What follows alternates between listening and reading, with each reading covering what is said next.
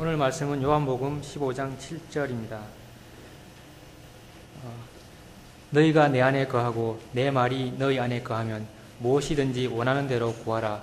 그리하면 이루리라. 아멘.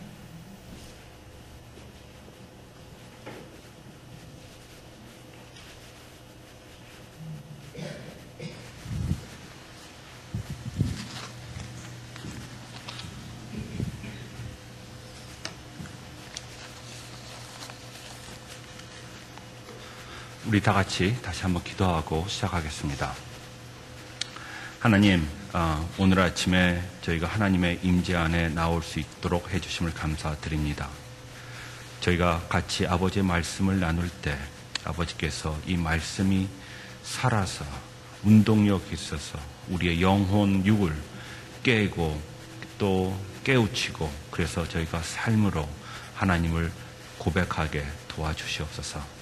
예수님의 이름으로 기도하였습니다. 아멘. 어저께와 그저께 이틀간에 걸쳐서 세미나를 하면서 우리는 과연 그리스도인이란 사람들은 누구인지 어떠한 삶을 살아야 되는지에 대해서 생각을 해봤습니다.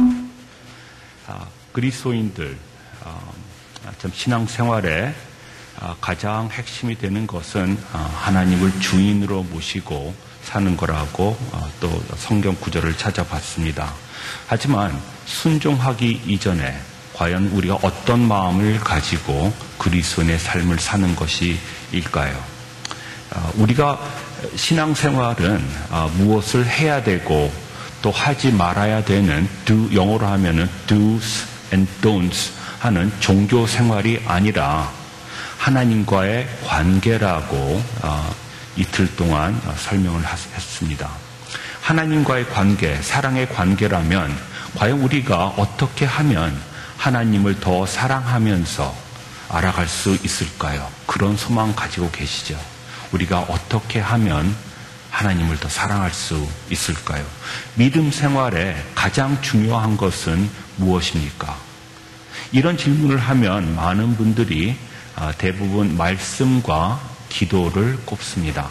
오늘 같이 읽은 구절을 통해서 예수님께서 가르쳐 주시는 신앙생활의 균형 잡힌 신앙생활을 한번 찾아보고자 합니다. 어떤 분들은 말씀보다 기도가 더 세다고 하시는 분들도 계시고 또 어떤 분들은 기도가 말씀보다 더 세다고 하시는 분들도 계십니다. 하지만 신앙생활은 말씀과 기도만으로 되지 않습니다. 삶의 어려움에 봉착하셨을 때 그런 경험 있으시죠? 기도를 해도 안 되는 것 같고 말씀을 읽어도 마음에 들어오지 않고 예수님께서는 요한복음 15장 7절 말씀을 통해서 균형 잡힌 신앙생활을 가르쳐주고 계십니다. 너희가 내 안에 거하고 내 말이 너희 안에 거하면 무엇이든지 원하는 대로 구하라. 그리하면 이루리라. 무엇이든지 원하는 대로 구하라. 기도하라. 그러면 이루리라. 이 말씀 붙잡고 혹시 복권 사신 분은 안 계신가요? 안 됐죠? 예.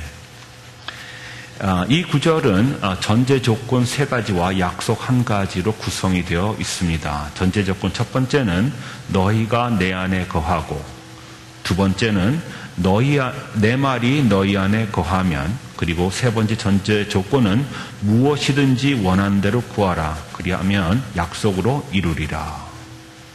자, 중간 두 번째 조건을 보면 내 말이 너희 안에 거하면이 있습니다. 다시 말해서 우리가 하나님의 말씀 안에 거하면 매일같이 하나님의 말씀을 보고 묵상하며 그 하나님의 말씀 안에 거하는 것이 두 번째 전제 조건입니다. 세 번째 전제 조건은 무엇이든지 원하는 대로 구함이 있습니다. 다시 말해서 기도가 있습니다. 우리가 흔히 믿음 생활에 중요시 여기는 말씀과 기도가 있는데 이 구절에는 전제 조건이 하나가 더 있습니다. 그것은 너희가 내 안에 거하고 우리가 예수님 안에 거하고 또 말씀과 기도 가운데 거하면 우리가 기도하는 대로 응답해 주시겠다는 약속입니다. 자, 그러면은 말씀과 기도는 우리가 아니까 우리가 어떻게 하면 예수님 안에 거할 수 있을까요? 이것만 하면 될 수 있는 것이 아닐까요? 우리가 예수님 안에 거할 수 있는 방법은 이 요한복음을 쓴 사도 요한이 요한 1서에 기록해 주셨습니다. 요한 1서 3장 24절을 보면 그의 계명을 지키는 자는 주 안에 거하고 주는 그 안에 거하시나니. 다시 말해서 우리가 예수님 안에 거할 수 있는 방법은 우리가 예수님의 계명을 지킬 때, 순종할 때. 자, 순종이란 단어 대신에 복종이란 단어를 한번 써보겠습니다. 여러분들 우리 한국 문화에 익숙하신 분이시니까 복종이란 단어를 들으면 어떤 어감을 받으십니까? 하기 싫은데 억지로 해야 된다는 어감을 받지 않습니까? 특별히 에베소서 5장에 보면 아내들에게 남편에게 복종하라는 말씀이 있습니다. 제가 그런 말씀을 드리면 어떤 자매님 머리 위로 김이 모락모락 나는 것을 본 적이 있습니다. 복종, 하기 싫어도 억지로 해야 되는 한국 문화의 복종이 과연 예수님이 원하시는 너희가 내 안에 거하고일까요? 아닙니다. 빌립보서 2장에 보면 예수님이 십자가에서 돌아가심을 복종이란 단어로 설명을 했습니다. 예수님이 자기 자신이 십자가에서 돌아가시고 싶지 않으신데, 죽고 싶지 않은데 발버둥 치면서 안 가려고 하는 십자가에 하나님 아버지께서 끌고 가셔서 못을 박으셨나요? 아니죠. 예수님께서는 자기 자신이 기꺼이 스스로 원해서 자기의 생명을 내놓으셨습니다. 예수님께서 아마 이렇게 생각하셨지 않나 합니다. 나는 너희들을 사랑한다. 내가 너희를 위해서 죽지 않으면 너희들은 살 길이 없다. 그래서 나는 너희를 사랑하기 때문에 기꺼이 내가 십자가로 가서 내 목숨을 너희를 위해서 내놓겠다 하고 가신 것이 아닐까요? 성경은 그런 것을 복종이라고 부릅니다. 다시 말해서 우리가 하나님의 말씀에 순종한다는 개념은 철저하게 우리가 원해서 하는 것이 포함이 되어 있습니다. 우리 한국 문화에서는 맞고 할래, 그냥 할래라는 문화가 있습니다. 그게 아닙니다. 진정으로 원해서 하나님을 사랑하기 때문에 조금이라도 말씀에 순종하는 것이 필요한 것입니다. 그랬을 때 우리는 예수님 안에 거할 수 있게 되는 것입니다. 자, 전제 조건 세 가지를 다시 한번 보겠습니다. 예수님 안에 거하는 것, 순종, 그 다음에 말씀, 기도가 있습니다. 이 구절을 보면 말씀이 먼저 갑니까? 기도가 먼저 갑니까? 말씀이 먼저 갑니다. 근데 우리 신앙생활 하면서 기도가 먼저 갈 때 있지 않습니까? 물론 기도는 항상 하는 것이기 때문에 그럴 수도 있습니다. 하지만 말씀에 근거하지 않은 기도는 많은 경우 내 자신의 유익, 나와 가까운 사람들의 유익을 먼저 구하게 됩니다. 하나님의 나라와 하나님의 의를 먼저 구하기 이전에 나 자신에 관한 것을 구하기도 합니다. 그래서 먼저 말씀이 가는 것이 중요합니다. 예수님께서 신앙생활의 균형을 가르쳐 주시는 것입니다. 또 이 구절을 보면 순종이 먼저 갑니까? 기도가 먼저 갑니까? 그게 말이 되나요? 기도해보고 난 다음에 순종하는 것이 아닙니까? 말씀이 떨어졌는데도 불구하고 기도해보고 난 다음에 순종한다는 것은 기도하는 동안에는 불순종하겠다는 거 혹시 아닐까요? 우리는 기도하면서 능력을 받으면 순종할 것 같다고 생각을 합니다. 하지만 예수님께서 균형 잡힌 신앙생활에는 그런 것이 아니라고 말씀해 주십니다. 순종할 때 능력을 받는 것입니다. 순서가 바뀌면 안 되는 것이죠. 사실 이 문장 구조를 보면은 말씀과 순종은 먼저 같이 가는 개념입니다. 그러면서 기도를 할 때 우리가 하나님의 응답하심을 경험할 수 있다고 예수님께서 약속해 주시는 것입니다. 이 말씀을 조금 돌이켜서 생각하면 우리가 무엇이든지 생각나는 대로 기도했다고 해서 하나님께서 들어주시는 것은 아니라고 가르쳐주고 있습니다. 먼저 우리가 어떤 삶을 사는지를 보고 하나님께서 결정하시겠다는 의미가 포함이 되어 있습니다. 우리가 일상생활에서 우리 원하는 대로 살면서 내 마음대로 내가 구하는 삶을 살면서 내가 기도 조금 했다고 하나님께서 응답해 주실 거다라고 얘기를 못하는 것이죠. 자, 그러면 어떤 사람이 말씀 조금 보고 순종 조금 하고 기도 조금 한다고 해서 하나님 앞에 나와서 당당하게 하나님 제가 이제 이걸 기도하니까 하나님께서 응답해 주셔야 합니다라고 말할 수 있을까요? 기도하는데 그리스도인들에게 가장 중요한 마음가짐은 무엇일까요? 가장 중요한 마음가짐은 하나님 저를 불쌍히 여겨 주시옵소서입니다. 예수님께서 믿음을 칭찬하셨던 가나안의 여인의 기도가 바로 그런 기도였습니다. 하나님, 예수님, 저를 불쌍히 여겨 주시옵소서. 예수님께서 또 칭찬하셨던 세리의 기도, 가슴을 치면서 하나님, 저를 불쌍히 여겨 주시옵소서. 이 저를 불쌍히 여겨 주시옵소서와 더불어 우리 그리스도인의 삶의 또 한 가지 가장 중요한 마음 자세가 더 있습니다. 그거는 말씀과 순종이 포함이 된 마음 자세입니다. 그 마음 자세는 무슨 말씀이든지 주십시오. 따라가겠습니다. 하는 마음가짐입니다. 혹시 quiet 타임 하실 때 성경 말씀을 읽으실 때 무슨 말씀을 주시든지 오늘 순종하겠습니다 라는 마음을 가지고 성경을 읽어보신 분 계십니까? 그런 경험이 있으신 분은 아실 겁니다. 겁나는 마음이라는 것을. 그러나 우리가 하는 신앙생활에 저를 불쌍히 여겨 주시옵소서와 무슨 말씀이든지 주시옵소서는 우리가 그리스도인답게 만드는 마음 자세입니다. 수학 공식은 아닙니다. 또 하나 이 두 가지와 더불어 우리 그리스도인들을 그리스도인답게 만드는 마음 자세가 하나 더 있습니다. 그것은 감사하는 마음입니다. 우리에게 생명을 주시고 지금도 하나님께 예배드릴 수 있도록 허락해 주시고 우리가 하나님을 삶으로 경험하게 해주시는 감사합니다 라는 마음가짐입니다.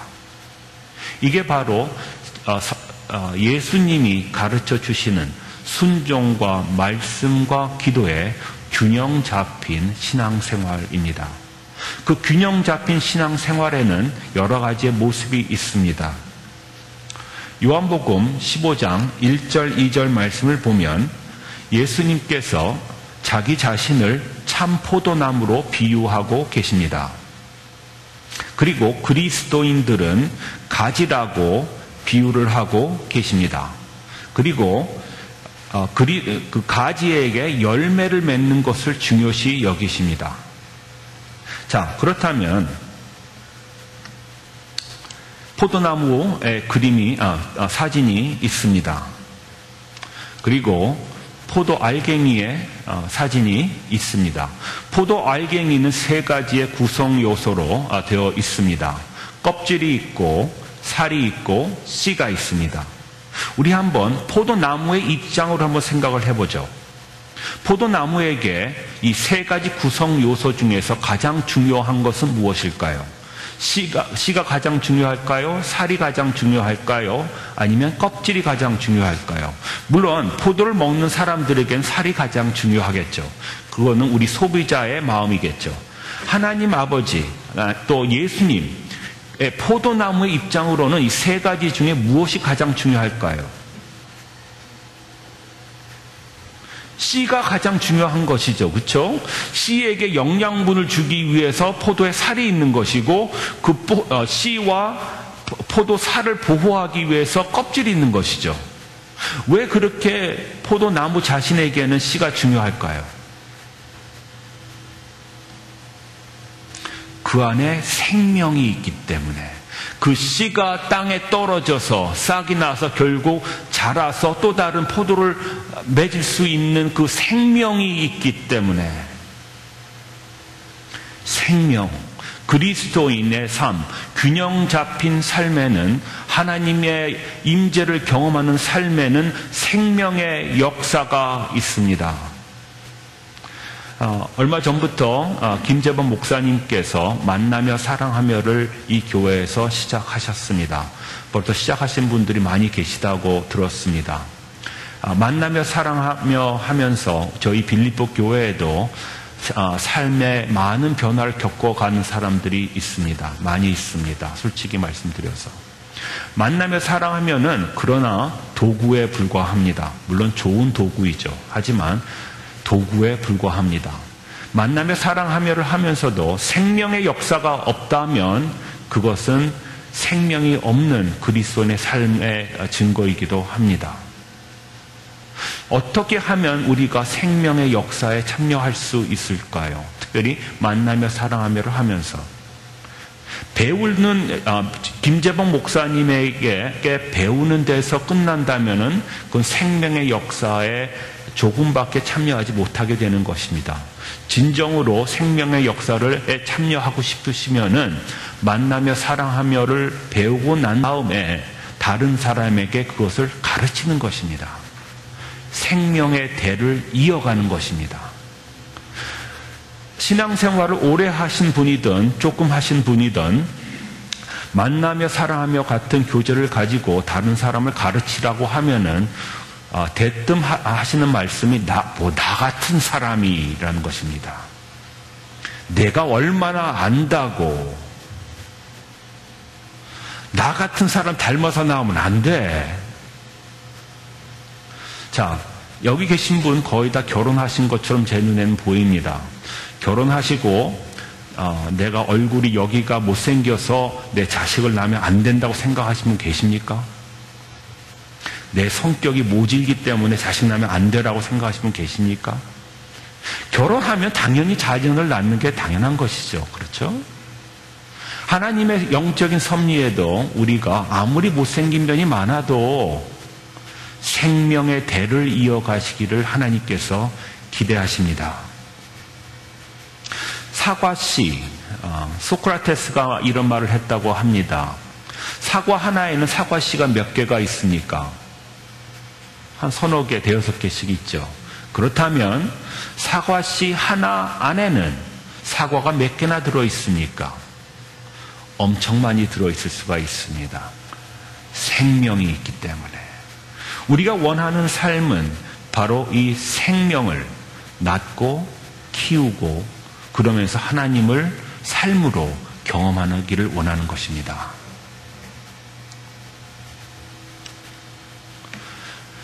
조금 아까 요한복음 15장 7절에서 우리의 삶의 중요한 균형 잡힌 신앙생활에는 순종과 말씀과 기도가 있다고 설명을 했습니다. 순종, 그러나 사실 다른 사람에게 복음을 전하거나 양육하거나 만사를 통해서 아니면 다른 교제를 통해서라도 그렇게 하려면은 사실 쉽지 않을 때가 많이 있습니다. 마음의 두려움도 있고. 마태복음 11장 28절에서 30절 말씀입니다. 수고하고 무거운 짐진 자들아 다 내게로 오라.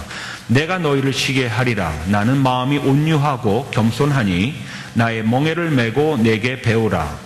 그러면 너희 마음이 쉼을 얻으리니 이는 내 멍에는 쉽고 내 짐은 가벼움이라 하시니라. 예수님께서 수고하고 무거운 짐진 자들을 부르셨습니다. 어떻게 신앙생활을 하는 사람들이 수고하고 무거운 짐을 진 사람들일까요? 열심히 노력은 하지만 여전히 자신의 능력으로, 자신의 머리로 하는 신앙생활. 오히려 또 예수님께서 이 말씀하셨을 때 1차 대상은 종교 생활을 함으로 말미암아 구원을 얻으려고 했던 사람들이 1차 대상이었을 거라고 생각을 합니다. 자, 이 구절을 다시 한번 생각해 보겠습니다. 예수님께서 하신 명령이 세 가지가 나옵니다. 그 명령은 무엇일까요? 이 세 구절에 명령이 세 개가 나옵니다. 첫 번째 명령은 28절에 나옵니다. 무엇이죠? 오라가 있습니다. 예수님께서 오라라고 부르십니다. 29절에 명령이 두 개가 더 나옵니다. 그 명령은 무엇입니까? 메고 배우라. 자, 메고라는 것은 일을 할 준비가 됐다는 말씀이죠. 그죠? 그렇다면 우리 상식적으로 한번 생각해 보겠습니다. 배우고 난 다음에 매는 게 정상입니까? 메고 배우는 게 정상입니까? 뭘 좀 알고 배워야 다른 사람을 섬길 수 있다고 우리 생각하지 않습니까? 그러니까 우리가 상식적으로 생각하면 배우고 난 다음에 매는 게 당연한 것이지 않습니까? 근데 왜 예수님께서 순서를 바꿔서 말씀하셨을까요? 왜냐하면 그리스도인의 삶에 매지 않으면 배우지 못하기 때문입니다. 먼저 한 발자국에 순종의 한 발자국을 내밀지 않으면, 먼저 그 믿음의 순종을 나서지 않으면 이 하나님께서 우리의 삶에 역사하시는 것을 경험을 못한다는 순서를 가르쳐 주시는 것이 아닐까요? 먼저 매야 배우는 것입니다. 자, 무엇을 매는 것입니까? 멍에. 멍에는 소가 목에다 씌우고 끌고 가면서 힘을 들여서 노력을 해서 땅을 가는, 그럴 때 쓰는 게 멍에가 아닙니까? 근데 이 구절에 보면 예수님께서 자신의 멍에는 쉽다고 하셨습니다. 어떻게 쉬운 멍에가 있을 수 있을까요? 아니, 상한 갈대를 꺾지 않고 꺼져가는 심지를 꺾지 아니한다고 약속하신 주님께서 힘든 멍에를 매라고 하시는데 그게 힘들지 않고 쉽다고 말씀하시는 것입니다. 어떻게 된 것일까요? 그 비결은 이 다음에 그림에 나와 있습니다.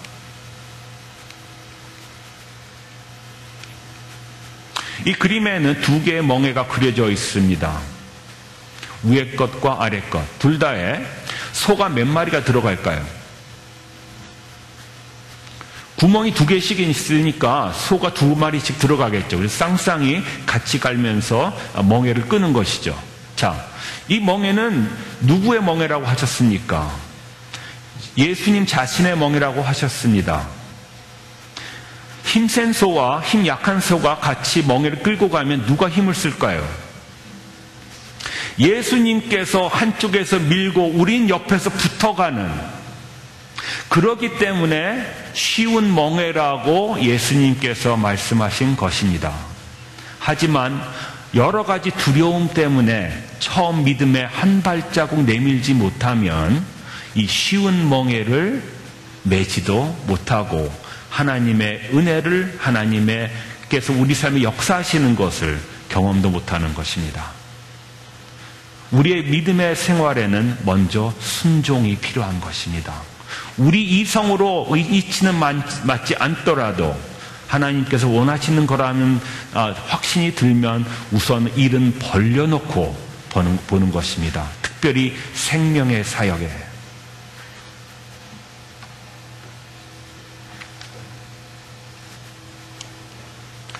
어저께 저녁과 그저께 저녁에 찾았던 말씀입니다. 로마서 5장 8절. 우리가 아직 죄인 되었을 때 그리스도께서 우리를 위하여 죽으심으로 하나님께서 우리에 대한 자기의 사랑을 확증하셨느니라. 자, 사랑 표현의 언어라는 걸 혹시 들어보셨습니까? 어느 사람이든지 흔히 표현하는 사랑의 방법이 있습니다. 어떤 사람은 조그만 선물이라도 하나 줘야 사랑 표현의 방법입니다. 또 어떤 사람은 격려의 말을 하는 것이 사랑 표현의 언어고, 어떤 사람은 봉사, 배우자의 차를 가지고 나가서 가스를 집어넣어 준다든지, 그런 봉사가 사랑 표현의 방법입니다. 어떤 사람은 커들링이라고 하죠. 옆에 앉아 쪼물락거리고, 어떤 사람 시간 같이 보내는 것이 사랑 표현의 방법들입니다. 자, 한번 가정을 해보겠습니다. 남편의 사랑 표현의 언어는 봉사하고 아내의 사랑 표현의 언어는 대화라고 한번 가정을 해봅시다. 저녁 식사를 하고 아내는 남편과 대화하고 싶어서 소파에 앉았습니다. 그런데 1년 365일 남편은 일어서서 설거지를 합니다. 아내가 자기가 사랑받고 있다고 생각할까요? 물론 제가 이렇게 하면은 내 남편 그렇게라도 해주면 좋겠다라고 생각하시는 분들 계시겠죠. 또 한 가지, 우리가 불란서에 가서 넓은 광장에 많은 사람들 사이에 끼어서 서 있다고 한번 가정을 해보죠. 우리 등 뒤에서 갑자기 어느 사람이 한국말로 뭐라 말하고 그러면은 우리 신경이 그 사람에게 갈까요? 안 갈까요? 당연히 쏠리겠죠. 왜요? 나의 말로 하니까. 자, 만약에 인간적인 표현의 방법이긴 하지만 하나님께서 흔히 쓰시는 사랑 표현의 방법이 있다면 혹시 여러분들은 그 사랑 표현의 방법으로 하나님께 대한 사랑을 표현하고 싶으시지 않으십니까? 하나님께서 흔히 쓰시는 사랑 표현의 방법은 무엇일까요? 지금 읽은 로마서 5장 8절에 나와 있습니다. 하나님께서 흔히 쓰시는 사랑 표현의 방법은 이 구절은 죽이심으로라고 되어 있습니다. 아가페 사랑의 특징은 행동으로 옮기는 사랑입니다. 자, 그것을 염두에 두시고 요한복음 14장 우선 23절 어저께 저녁에 읽었던 구절입니다. 예수께서 대답하여 이르시되 사람이 나를 사랑하면 내 말을 지키리니. 이해가 되시죠? 우리가 조그만 일에라도 순종을 할 때 억지로 하는 게 아니라 기쁨으로 아니면 예수님을 사랑하기 때문에 순종을 할 때 하나님께서는 네가 나를 사랑하는구나 라고 받으신다는 것입니다. 그러면서 엄청난 약속을 해주십니다. 내 아버지께서 그를 사랑하실 것이요 우리가 그에게 가서 거처를 그와 함께 하리라.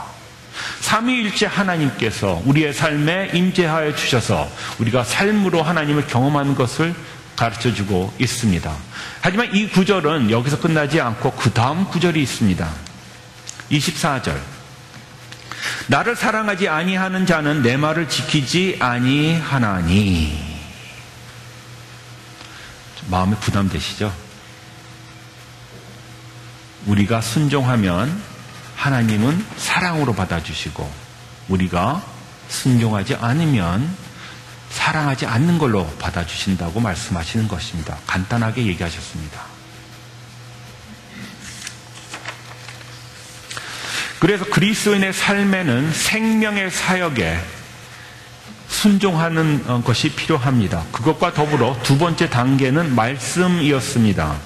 디모데후서 3장 16절 17절을 읽겠습니다. 모든 성경은 하나님의 감동으로 된 것으로 교훈과 책망과 바르게 함과 의로 교육하기에 유익하니 이는 하나님의 사람으로 온전하게 하며 모든 선한 일을 행할 능력을 갖추게 하려 함이라.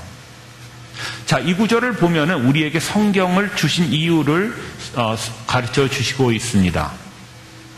우리가 성경을 가지게 된 이유는 우리로 하여금 온전한 그리스도인이 되게 하려 함입니다. 이 말씀을 믿으십니까? 성경 하나로 우리가 온전한 그리스도인이 될 수 있다고 믿으십니까? 물론 성경 읽는 걸 끝나면 온전한 사람이 되지 않죠. 성경을 읽고 순종할 때 우리는 하나님이 원하시는 그리스도인으로서 자라갈 수가 있다고 하는 것입니다. 균형 잡힌 신앙생활에 말씀이 빠지면은 어려워집니다. 신앙생활에 업앤다운이 너무도 많습니다. 물론 말씀 안에 있다고 해서 신앙생활에 업앤다운이 없다는 것은 아니지만 우리 삶의 기반이 되어주시는 말씀이 있기 때문에 흔들리지 않는 생활을 할 수 있다는 것입니다. 이 말씀을 보면 교훈과 책망과 바르게 함과 의로 교육함으로 말미암아 우리가 온전하게 될 수 있다고 가르쳐 주십니다. 다시 말해서 성경을 보면서 마음에 찔림이 있고 부딪힘이 있고 아픔이 있고 하기 싫지만은 이제는 해야겠다는 각오가 있고 삶의 부닥침을 갖는 것입니다. 성경 말씀을 보면서. 그래서 우리가 만나며 사랑하며를 할 때 큐티를 강조를 합니다. 삶에서 말씀을 통해서 하나님과 만남이 없이는 사람이 변하지 않기 때문입니다. 온전하게 될 수 없기 때문입니다. 모든 성경은 하나님의 감동으로 됐다고 쓰여 있습니다. 이 감동이란 단어가 원래는 헬라 말이었지만은 똑같은 의미의 히브리 말이 창세기 2장 7절에 나옵니다. 여호와 하나님이 땅의 흙으로 사람을 지으시고 생기를 그 코에 불어 넣으시니 사람이 생명이 되니라. 자, 조금 아까 읽었던 디모데후서 3장 16절에 나왔던 감동이란 똑같은 의미의 단어가 이 창세기 2장 7절에 나옵니다. 그 단어는 무엇일까요? 생기란 단어입니다. 감동이란 단어는 영어로 하면은 God breathed, 하나님께서 불어넣으셨다라는 뜻입니다. 생기. 우리가 가지고 있는 성경에 하나님의 생기가 스며들어 있다고 생각해 본 적이 계세요? 조금 엄청난 생각 아닙니까?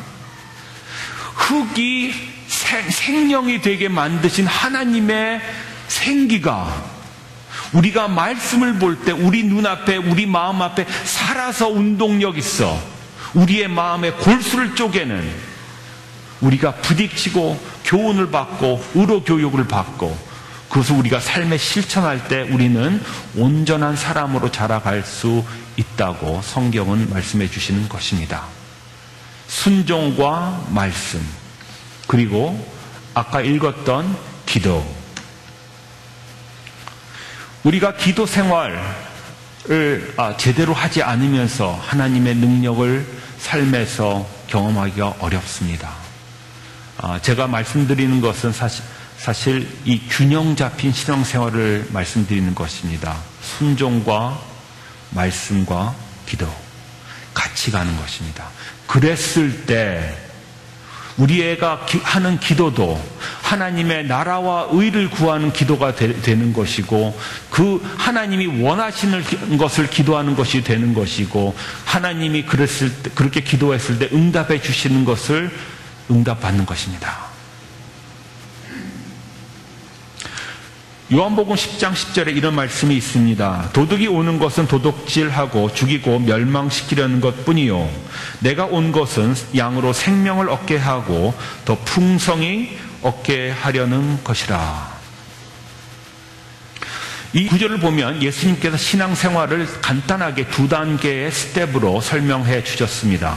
첫 번째는 생명을 얻는 단계입니다. 우리가 예수님을 구원자와 주인으로 모심으로 말미암아 생명을 받는, 생명을 얻는 단계입니다. 하지만 예수님께서는 그 단계가 전부라고 하지 않으시고 두 번째 단계를 말씀해 주셨습니다.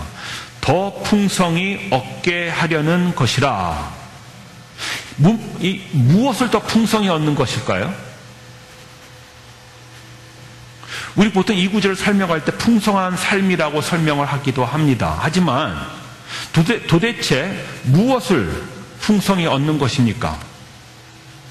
문법적으로 보면 생명을 더 풍성히 얻는 것입니다. 생명을 얻는 것과 더 풍성히 얻는 것이 어떻게 다른 것입니까? 영적인 생명은 하나님과의 관계라고 설명을 해드렸습니다. 다시 말해서 생명을 풍성히 얻는 것은 하나님을 삶으로 경험하는 것을 얘기하는 것입니다. 한 10년쯤 전에 제가 있는 빌립보 교회 옆 교회, 베델 교회에 온누리 교회에서 한 15명 정도 팀으로 오셨습니다. 오늘이 교회에서 1대1 제자 훈련을 베델교회에 접목시켜 주시려고 그렇게 단체로 오셔서 한 2주일 동안 계시면서 그 옆교회 사람들을 훈련시키고 가셨습니다. 마침 시간이 있어서 그때 오늘이 교회에서 1대1 프로그램을 담당하고 계신 목사님이 강의하실 때 참여를 해봤습니다. 그리고 점심시간이 돼서 식당에서 가서 줄을 쓰고 그러다 보니까 바로 그 목사님 뒤에 쓰게 됐고 자석도 식탁의 자석도 바로 옆자리에 앉게 됐습니다. 저는 1대1 훈련 프로그램을 예수님 믿고 나서 처음부터 그렇게 배우고 시작을 했습니다. 30년 전 얘기입니다.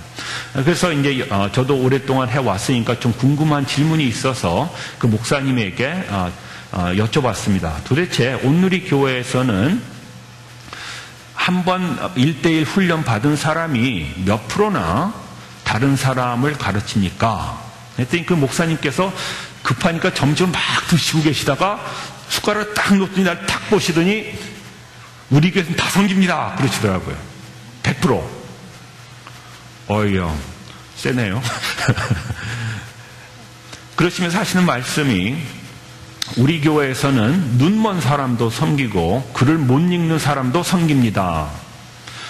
나도 그게 하도 신기해서 한번 가봤습니다. 라고 하셨습니다. 그래서 글을 못 읽는 사람이 1대1로 다른 사람 섬기는 데 가보니까 그 교사님께서, 글을 못 읽는 교사님께서 수강생에게 구절을 읽으라고 하셨답니다. 이런 걸 읽어주십시오. 그랬더니 읽고 나니까 그 교사님께서 그 구절은 나에게 이런 뜻으로 다가왔고 나의 삶은 그 구절 때문에 이렇게 바뀌었다라고 설명을 하셨다고 합니다. 다시 말해서 우리가 다른 사람을 섬긴다는 것은 우리가 지식으로만 섬기는 것은 당연히 아닙니다. 그러나 만약에 삶에 예수님을 믿고 난 후 변한 흔적이 없다면 섬기지를 못하는 것이지만 변한 흔적이 있다면 모두 다 섬길 수 있는 것이라는 것입니다. 글을 못 읽는 사람도 섬기고 눈먼 사람도 섬기는 판국입니다. 왜냐하면 생명의 주인이신 하나님께서 같이 해주시기 때문입니다.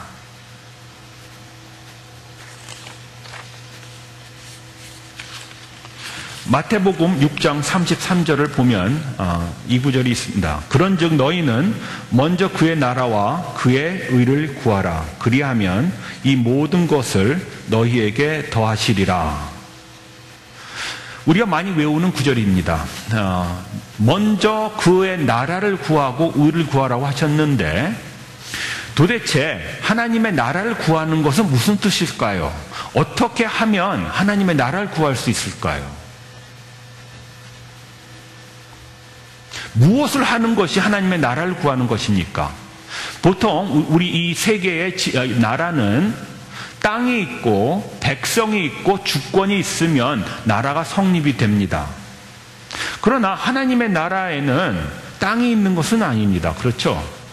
하나님의 백성은 있습니다. 그렇다면은 하나님의 나라를 구하라고 말씀하신 것은 하나님의 백성에게 주권, 다시 말해서 하나님이 우리의 삶의 주인 되심을 구하라는 뜻이겠죠. 다시 한번 그 맥락이 나옵니다. 순종하는 삶. 그게 바로 하나님의 나라를 구하는 것입니다. 그렇다면 우리가 어떻게 하면 하나님의 의를 구할 수 있을까요? 나라가 주권의 문제라면 하나님의 의는 어떻게 구하는 것입니까? 성경은 의를 얘기할 때 공의와 사랑이 조화를 이룰 때 그것을 의라고 부릅니다. 우리는 예수님을 하나님의 의라고 부르죠. 그 이유는 예수님의 십자가 사건에서 하나님의 공의와 사랑이 조화를 이루었기 때문입니다. 다시 말해서 우리가 하나님께 우리의 삶의 주권을 드리고 하나님의 공의로우심과 하나님의 인애하심, 사랑하심을 구할 때 우리의 삶에서 우리의 주위에 있는 사람들에게 선한 일을 베풀고 사랑을 베풀고 하지만 공의롭게 다른 사람들에게 대우해 줄 때 우리가 하나님의 나라와 의를 구하게 되는 것입니다. 그럴 때 우리의 삶에 또한 하나님의 영광이 나타납니다. 도대체 우리가 어떻게 하면 하나님의 영광은 무엇입니까? 하나님의 영광은 우리의 삶에 하나님의 성품이 드러날 때 하나님의 영광이 드러나는 것입니다. 갈라디아서 5장 22절 23절에 나온 성령의 열매 대표적인 예입니다. 하지만 그뿐만이 아니라 신약 성경을 통틀어서 볼 때 여러 가지의 성령의 열매, 성품의 변화를 알려주고 있습니다. 그러한 성품의 변화가 우리의 삶에 나타날 때 우리는 하나님의 영광을 보여주면서 이 세상을 살게 되는 것입니다. 이런 질문을 했습니다. 어저께와 그저께. 왜 하나님께서는 우리를 만드셨고 지금 우리를 존재하게 하셨습니까? 그러면서 답으로 말씀드린 내용입니다. 그리스도인은 예수의 제자로 태어나서 하나님의 자녀로 자라가며 하나님의 동역자로 살면서 하나님의 친구가 되어 하나님의 영광을 나타낸다. 좀 거리감을 느끼지 않으세요? 부담되지 않으세요? 제자란 단어 하나에도 우리 마음에 부담이 되는 단어인데 자녀, 동역자, 무슨 동역자? 친구? 하나님의 친구? 영광? 그리스도인의 삶은 예수님께서 자신의 삶을 우리 안에서 살게 하시는 것입니다. 다시 한번 얘기하겠습니다. 우리가 그리스도인으로 산다는 의미는 예수님 본인이 우리 안에 거하게 하셔서 자신이 원하시는 삶을 우리를 통해서 사시게 하시는 것이 바로 그리스도인의 삶입니다. 우리가 그렇게 할 때 예수님 본인이, 예수님 자신께서 자신의 영광을 나타내시는 것입니다. 우리의 영광이 아닙니다. 자신의 영광을 나타내시는 것입니다. 순종과 말씀과 기도가 같이 가면서 일어나는 일입니다.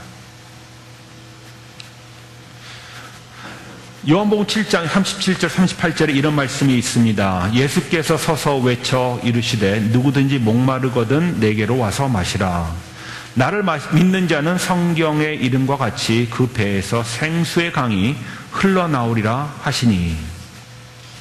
예수님께 우리가 나왔습니다. 우리의 많은 경우 우리의 삶에 어려움이 있을 때 아마 하나님을 찾지 않았나 합니다.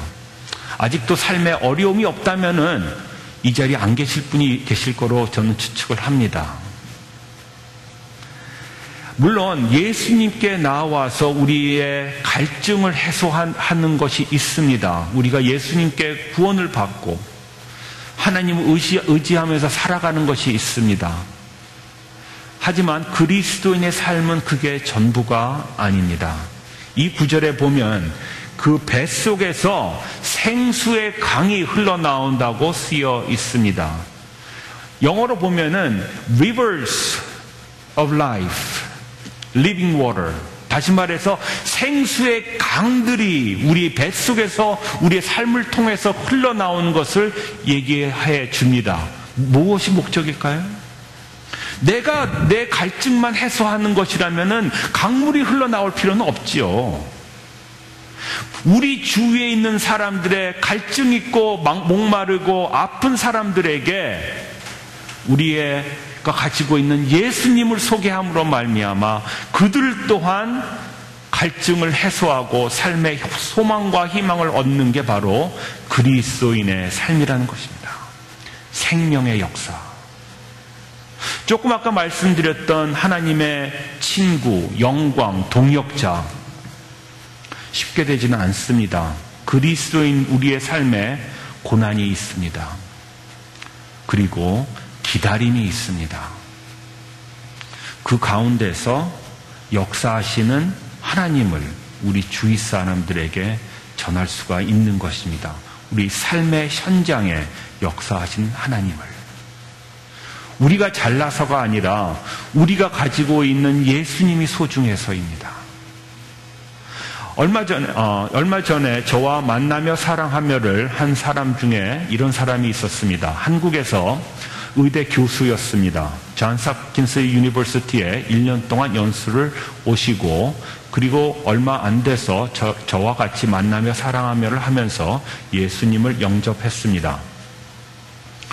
이분이 만나며 사랑하며를 저와 한 서너 달 같이 한 다음에 바로 돌아서서 다른 사람에게 만사를 가르치도록, 우리 교회에서는 가르친다는 것을 섬긴다는 단어로 표현을 합니다. 그래서 만사를 다른 사람이 섬기도록 권유를 했습니다. 예수님 믿은 지 3달짜리가 다른 사람을 가르친다는 것이 말이 됩니까?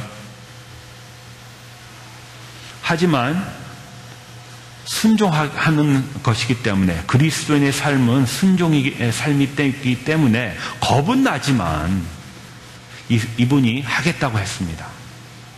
그리고 자기 연구소에서 같이 일하는 한국인 포스닥 한 명을 만나서 얘기를 했습니다. 나 이런 성경 공부 있는데 한번 같이 해보지 않으시겠습니까? 그랬더니 그 포스닥 분이 대뜸 하겠다고 그랬습니다. 그러니까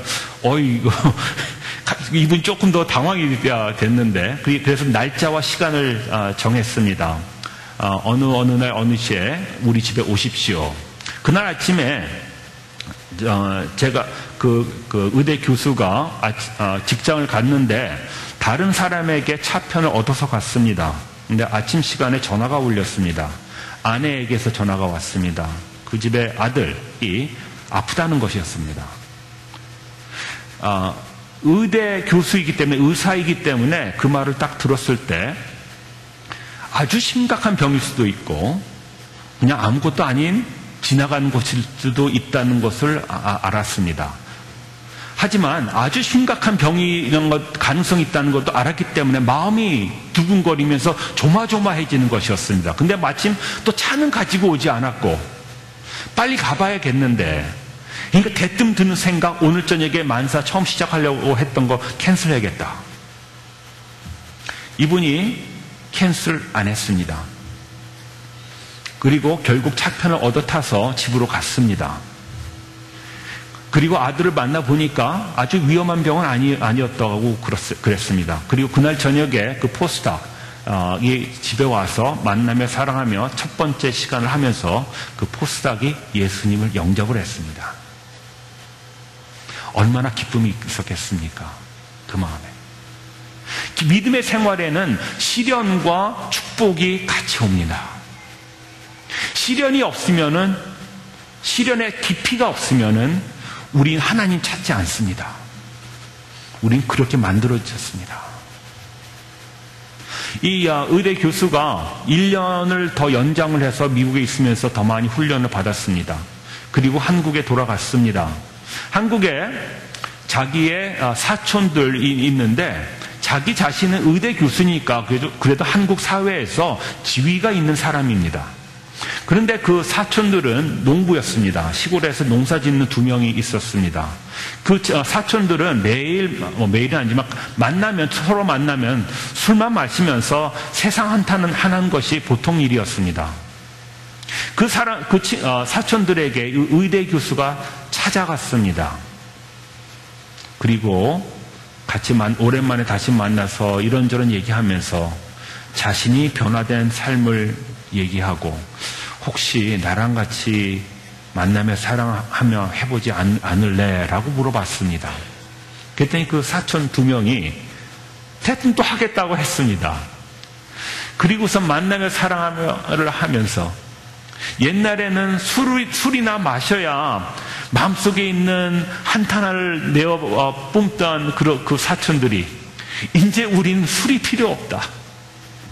하나님 안에서 교제함이 있기 때문에 더 이상 세상을 한탄할 것도 없다. 하나님 앞에서 기쁨이 있기 때문에. 생명이 생명을 낳는 것입니다. 우리에게 주신 이 생명, 우리에 대해서 끝나라고 주신 것이 아닙니다. 우리가 목마름을 해소했을 때는 하나님께서 기대하시는 것은 다른 사람에게 하나님의 의, 공의와 사랑을 나누어 주라고 주신 것입니다. 그리스도인 제자의 삶입니다. 감사합니다. 잠깐 기도하고 마치겠습니다.